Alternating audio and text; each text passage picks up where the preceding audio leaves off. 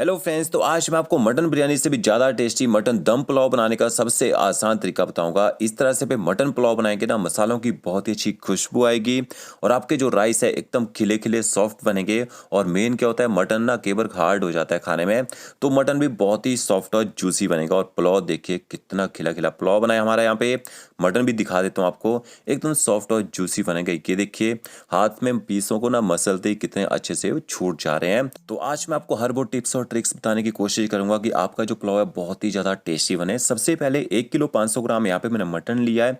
Fresh mutton का use किया है। ये देखिए इसमें मैंने नली का यूज़ किया है, बोनलेस पीसेस का यूज़ किया है और चाँप का यूज़ नहीं किया। अब चाँप भी डालना चाहें तो डाल सकते हैं।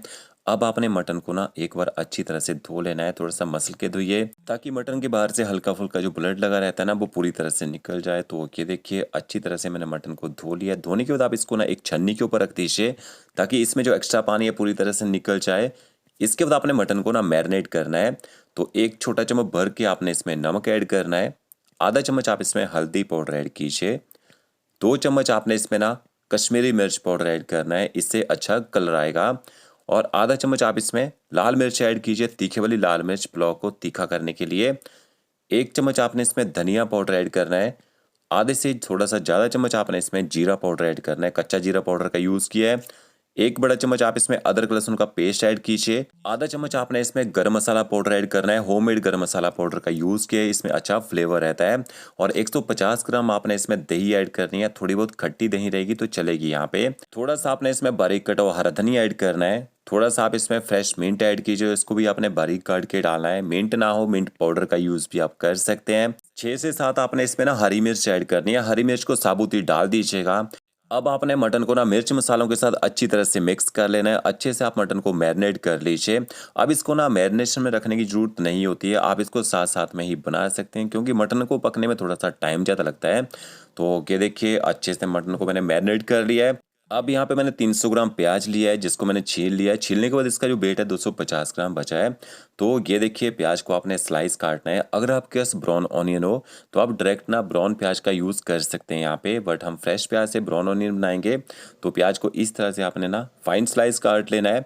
और 1 किलो राइस का यूज़ कर रहा हूँ। मेरे पास इस बार लॉन्ग ग्रेन बासमती राइस नहीं है, छोटे वाला बासमती लिया है मैंने।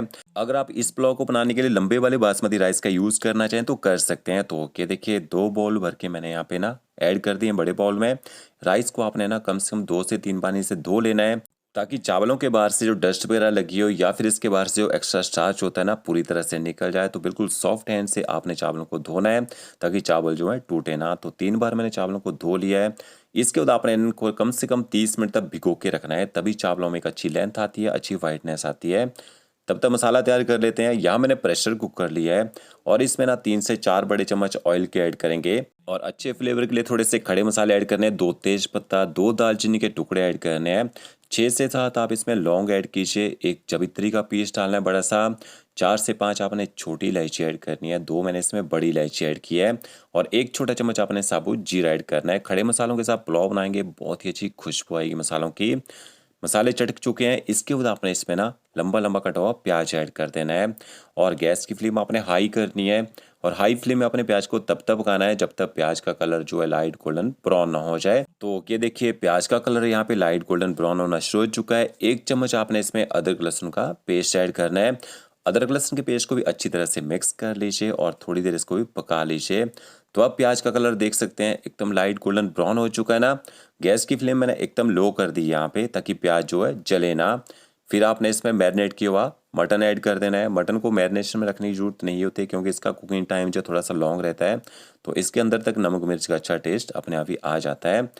अब आपने मटन को तड़के के साथ अच्छी तरह से मिक्स कर लेना है और गैस की फ्लेम हाई कर दीजिए ताकि मटन जो है जल्दी से गर्म हो जाए। अब कम से कम आपने 5 से 7 मिनट तक मटन की ना भुनाई करनी है। तो हाई फ्लेम में भूनेंगे तब इसका जो मॉइस्चर है वो ख़त्म हो पाएगा। थोड़ा सा मैंने पानी भी ऐड किया है क्योंकि बॉल में थोड़ा सा ना मसाला चिपका रह गया था, तो उसी में मैंने मिक्स करके पानी भी ऐड कर दिया है। अब अच्छे से मटन को देखिए मैंने मिक्स कर दिया और मटन अच्छी तरह से गर्म भी हो चुका है। अब आपने ना बीच बीच में पलटा चलाते रहना है और मटन की अच्छी तरह से भुनाई कर लीजिए। तब तक भूनना है जब तक मटन ऑयल छोड़ना यहाँ पे शुरू ना कर दे। थोड़ी देर बाद मैंने 1 छोटा चम्मच नमक का इसमें और ऐड कर दिया था, तो टोटल मैंने 2 छोटे चम्मच इसमें ऐड कर दिए हैं। अब आपने नमक को अच्छी तरह से मिक्स कर लेना है। ये देखिए मटन के अंदर जो मॉइस्चर है बिल्कुल कम हो चुका है और इसमें जो हमने प्याज का यूज़ किया था वो भी अच्छी तरह से गलना शुरू हो चुका है। फिर आपने इसमें पानी ऐड करना है। तो पानी कितना डालना है? पानी इतना डालिएगा कि मटन अच्छी तरह से पानी के अंदर ना कवर हो जाए, अच्छे से डूब जाए। यहाँ पे अच्छे से पानी के साथ मटन को फिर से मिक्स कर लेते हैं। मुझे यहाँ पे थोड़ा सा पानी कम लग रहा था, तो थोड़ा सा पानी मैंने इसमें और ऐड कर दिया है और गैस की फ्लेम मैंने ना हाई कर दिया है ताकि मटन पानी के साथ मिक्स होने के बाद दोबारा जल्दी से यहाँ पे गर्म हो जाए। तो पानी मैंने थोड़ा सा ज़्यादा तो ऐड किया है ताकि मटन जो है कुकर के साथ यहाँ पे नीचे लगे ना, चिपके ना। फिर आपने ऊपर से कवर कर देना है। एक बिस्ल आपने ना हाई फ्लेम में लगवानी है और उसके बाद आपने कम से कम 15 मिनट तक इसको एकदम लो फ्लेम में पकने देना है। ये देखिए गैस की फ्लेम आपने ना इतनी रखनी है एक बिस्ल आने के बाद। तो यहाँ पे मैंने टोटल ना 20 मिनट तक मटन को पकाया है।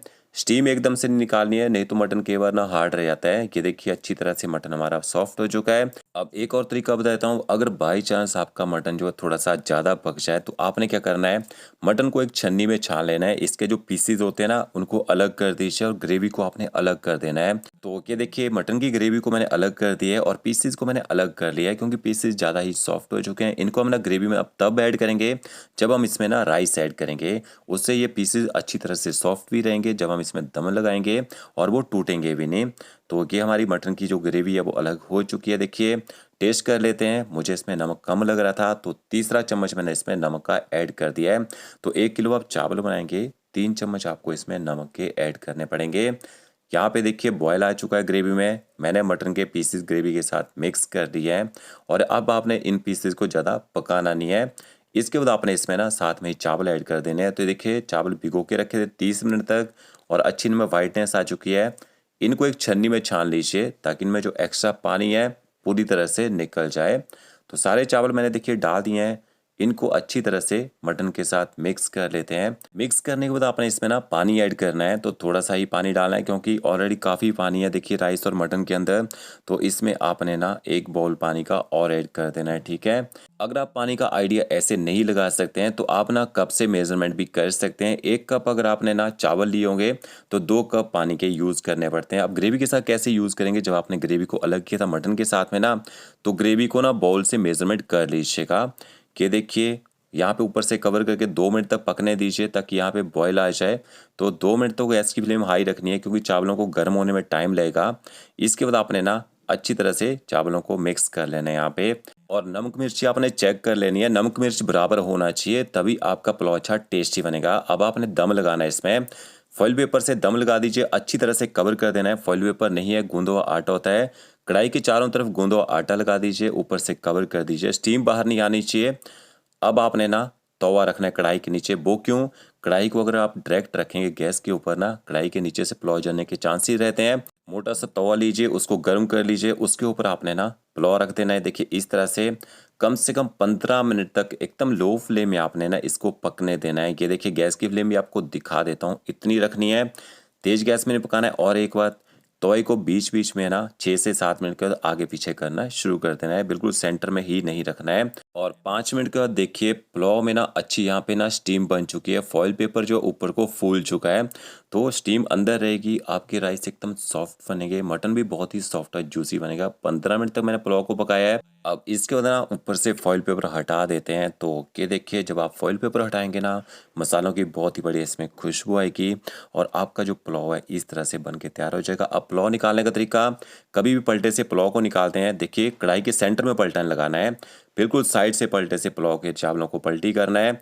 और अगर आप और खिला खिला पुलाव चाहते हैं कि हमारे राइस और खिले खिले रहें तो इनको एक बड़ी सी ट्रे में निकाल लीजिए इस तरह से और गर्मा गर्म आप इसको ना रायते के साथ सर्व कर दीजिए। तो फ्रेंड्स आपको मेरा वीडियो अच्छा लगा होगा, लाइक शेयर कमेंट जरूर कीजिएगा। Okay friends, thank you.